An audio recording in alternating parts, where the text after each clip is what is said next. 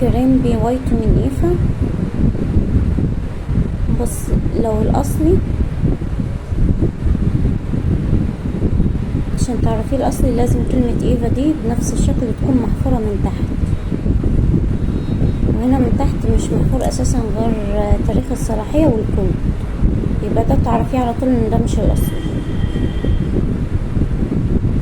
حتى لو رحتي اي مكان موثوق منه برضه تتأكدي ان ده الاصلي. تبصي لو الحفر موجود يبقى اوكي ده الاصلي، لو الحفر مش موجود يبقى ده مش الاصل. وكمان تتأكدي من نوع الحفر، لان في برضو التقليد بيحفروا بس ما بيكونش نفس الحفر بتاع الشركة الاصلية نفسها. لو عجبكم الفيديو اشتركوا في القناة وفعلوا زر الجرس، واستنوني في الفيديوهات الجاية.